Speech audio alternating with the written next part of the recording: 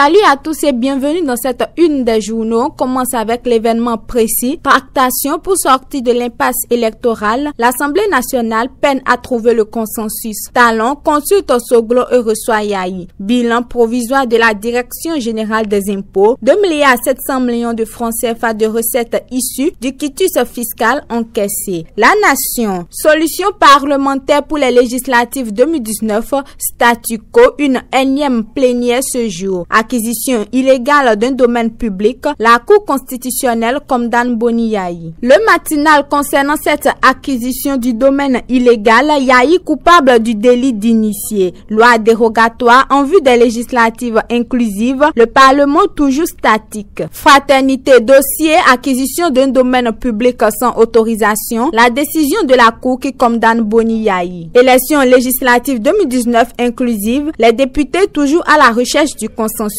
Les débats se poursuivent ce jour à l'Assemblée. Nord-Bénin, crise préélectorale, l'Assemblée nationale à l'épreuve des législatives. Journée internationale du théâtre, l'enfant du péché de Josiane Biodavia à l'honneur à Parakou. Sport, football, toujours avec le même quotidien, les nouvelles lois de la FIFA. Le meilleur en vue de présenter au public béninois et d'améliorer les prestations dans le secteur énergétique, le ministre Jean-Claude Roussou organise la semaine de l'énergie électrique du samedi 6 au jeudi 11 avril 2019, les populations attendues pour de fructueux échanges. Le potentiel acquisition d'un domaine à la réserve administrative de Parakou par un ancien président de la République, la Cour constitutionnelle sanctionne Boni Yahi. L'achat remonte à 2009 et frise un délit d'initié. Suppression du livre de bord à compter du 1er avril 2019, Agbeva annonce l'effectivité de la mesure. Le Soleil Bénin pour détournement de deniers publics laisse greffier Abou Seydou Wanti. Talon est décidé à mettre fin à l'impunité au Bénin. Les 4 vérités, la liberté au cœur, le temps des semailles, maître Adrien Hungbedi présente son livre à la presse. Lancement de l'ouvrage demain à l'hôtel Golden Tulip, le diplomate de Cotonou. Le Béninois libéré, dilatoire artificiel et la minorité du Parlement dans un contexte de main tendue. Talon et Hungbedi coupables. Taux de chômage sous Patrice Talon, 2,3%, les chiffres montrent l'efficacité des réformes. Libération, crise préélectorale, les organisations syndicales fustigent le comportement des députés.